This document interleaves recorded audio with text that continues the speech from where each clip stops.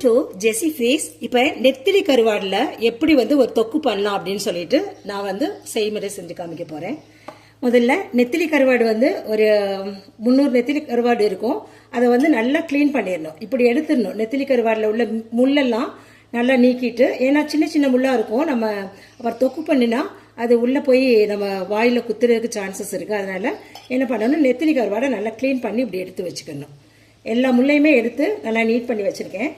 ஒரு 10-15 வெங்காயத்தை, சின்ன வெங்காயம், இதுக்கு ரொம்ப ரொம்ப டேஸ்ட் கொடுக்குற சின்ன வெங்காயம், அது ஒரு சின்ன வெங்காயத்தை கட் பண்ணி வச்சுருக்கேன். 2 தக்காளி வச்சுருக்கிறேன், மீடியம் சைஸ் தக்காளி. இதில் சாம்பார் பொடி, மஞ்சள் பொடி, காஷ்மீர் சில்லி, கொஞ்சம் பெருங்காயத்தூள் வச்சுருக்கேன், கருவேப்பிள்ளை, ஒரு 4-5 பூண்டு பல் இடித்து வச்சுருக்கேன், உப்பு. இந்த நெத்திலி கருவாடில் உப்பு இருக்காது, அதனால் நம்ம கொஞ்சம் உப்பு போட்டுக்கிடலாம். சுகர் இருக்கிறவங்க கூட இதை உப்பு இல்லாத கருவாடினால என்னைக்காவது ஒரு நாள் எடுத்துக்கலாம்.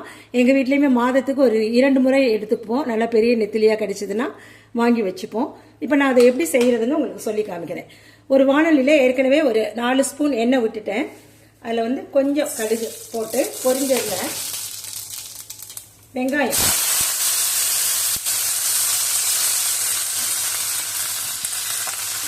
போட்டு நல்லா தாளிச்சு விடணும். நெத்திலி கருவாடு ரொம்ப நல்லதுங்க. இது உப்பு இல்லாத கருவாடுன்னு கேட்டு வாங்கணும். உப்பு இல்லாத கருவாடு எல்லாருக்குமே கொஞ்சம் நல்லாயிருக்கும். ஏன்னா நிறைய பேருக்கு ப்ரெஷர் இருக்குதுன்னு சொல்லிட்டு கருவாடு சேர்க்க மாட்டாங்க. அந்த ட்ரை ஃபிஷ் சில நேரத்துக்கு நம்ம சேர்க்கும் போது அதான் ஆசைப்படும் பொழுது அதை இந்த நெத்திலி கருவாடு வாங்கி, உப்பு இல்லாத கருவாடு வாங்கி என்னைக்கோ ஒரு தடவை சேர்த்துக்கிறது ரொம்ப நல்லது. ப்ரெஷர் உள்ளவங்களும் கொஞ்சம் நேரம் நல்லா ஃப்ரை ஆகட்டும். 2 நிமிஷம் கிண்டி விட்ட பின்னாடி இந்த தக்காளி 2 தக்காளி கட் பண்ணி வச்சுருக்கேன் இல்லையா, அதை போட்டு சிறிதளவு உப்பையும் போட்டு இதோட வதக்கிட்டா சீக்கிரமே, நம்ம எடுத்து வச்சுருக்க உப்பையும் போட்டுட்டா சீக்கிரமே இது நல்லா தக்காளி வதங்கிடும். இதை ஒரு 2 நிமிஷம் வதக்கி கொடுப்போம். இப்போ கருவேப்பிலை போட்டு வதக்கிட்டு 2 வதக்கி விட்டுறணும். இடித்து வச்சுருக்க பூண்டு போடணும். பூடு எப்பயுமே எல்லா விஷயங்களுக்கும் சேர்த்துக்கணுங்க. கொஞ்சம் கொஞ்சம் பூடு சேர்த்துட்டா ரொம்ப நல்லது. நாட்டுப்பூடு ரொம்பவே நல்லது. அதோட நம்ம எடுத்து வச்சிருக்கிற சாம்பார் பொடி, மஞ்சள் பொடி, காஷ்மீர் தூள், கொஞ்சம் போல் பெருங்காயத்தூள் போட்டுட்டா ரொம்ப நல்லது. அத்தனையும் கொட்டிடுறேன். கொட்டிட்டு லேசாக அப்படி வதக்கி கொடுத்து இதோட நம்ம க்ளீன் பண்ணி வச்சிருக்கிற நெத்திலி கருவாடை இதோட போட்டுருவோம்.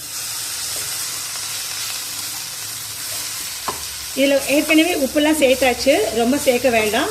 இதில் நம்மளுக்கு ஒரு 3/4 உப்பு இருந்தாவே போதும், ரொம்ப நல்லாயிருக்கும். ஏன்னா இந்த கருவாட்டில் உப்பே இல்லாத கருவாடு தான். இப்படி க்ளீன் பண்ணால் தான் உங்களுக்கு நாக்கில் நம்மளுக்கு சின்ன சின்ன முட்கள் அதில் குழம்பு அந்த கிரேவியில் சேராது. இதை நல்லா ஒரு 5 நிமிஷம் வதக்கி விட்டு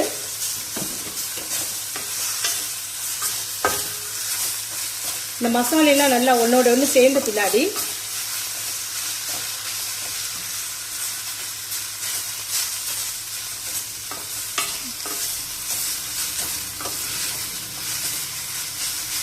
நல்லா ஒன்றோட ஒன்று இந்த மசாலையெல்லாம் மிருங்கிள் ஆயிடுச்சு. இப்போ இந்த ஸ்டேஜில் அதை சுற்றி கொஞ்சம் நல்லா தண்ணி விட்டுடணும்.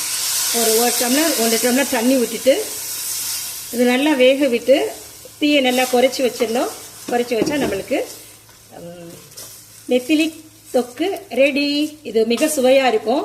ரசம் வச்சு இதை சாப்பிட்றது ரொம்ப ரொம்ப நல்லது, நல்லாயிருக்கும். இன்றைக்கி எங்கள் வீட்டில் ரசம் தான் வச்சுருக்கேன். ரசம், பூண்டு ரசம் வச்சு இன்றைக்கி நெத்திலி தொக்கு வச்சுருக்கேன். ஓகே, இதை நல்லா மூடி வச்சுட்டு ஒரு 1/4 மணி நேரத்துக்கு மேலே நல்லா வேக விடுங்க. வெந்த பின்னாடி உங்களுக்கு காமிக்கிறேன். இப்போது ஒரு 20 மினிட்ஸ் ஆயிடுச்சு. இப்போ தொக்கு எப்படி வந்திருக்குன்னு பார்க்கலாம். ரொம்ப நல்லா வந்திருக்கு, மணமாக இருக்குது. பட் நான் இதை எடுத்துக்க மாட்டேன். நான் வெஜிடேரியன். எங்கள் வீட்டில் உள்ளவங்க கொஞ்சம் சாப்பிடுவாங்க, அதனால் அவங்களுக்காக இந்த தொக்கு பண்ணுவேன். ஓகே, இது நம்ம இந்த நேரத்தில் ஆஃப் பண்ணி எடுத்து வச்சு சர்வ் பண்ணலாம். சாதம் இன்னைக்கு ரொம்ப சிம்பிளான ஒரு இதுதான். இன்னைக்கு சாதம்